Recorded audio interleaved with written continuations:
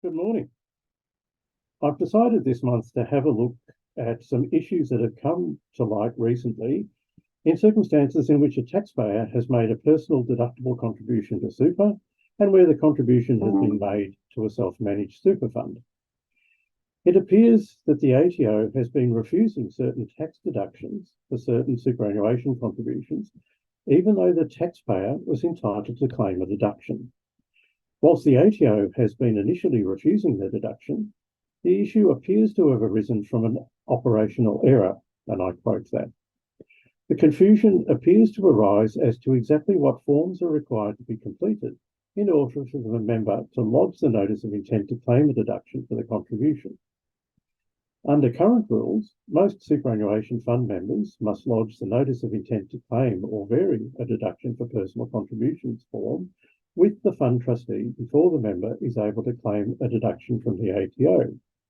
In addition, the fund trustee must acknowledge the receipt of the contribution and also of the notice of intent.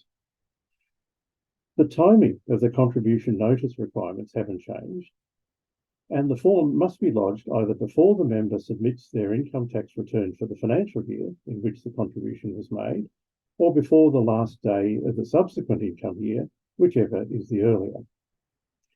Importantly, for most fund members, an acknowledgement of receipt must then be produced by the fund trustee and received by the member. Technically, however, the rules are a little different for SMSFs, with no requirement for an SFMS member to notify any trustee of the claim. Having said that, we believe that it is good practice to comply with the requirements as though the SMSF was an APRA-regulated fund for the avoidance of any doubt. According to Craig Day, the head of technical services at Colonial First State, the ATO's automated system is rejecting some contribution claims on the basis that the notifications were not submitted on time, despite that not being strictly necessary.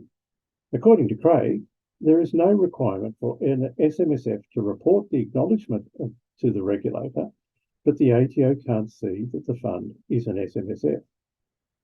The ATO appears to be challenging the member, saying that there appears to be no notice of intention reported for you by the fund trustee, so therefore you haven't received an acknowledgement, therefore your contribution is not deductible. This comment implies that there is some reporting that is made to the ATO indicating that the acknowledgement has been made by the fund trustee.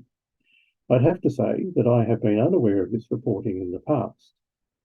It also occurs to me that it is quite possible that the ATO may have reinforced their systems, particularly given that the ATO now determines whether or not the work test has been met for personal deductible contributions for individuals who have attained the age of 67.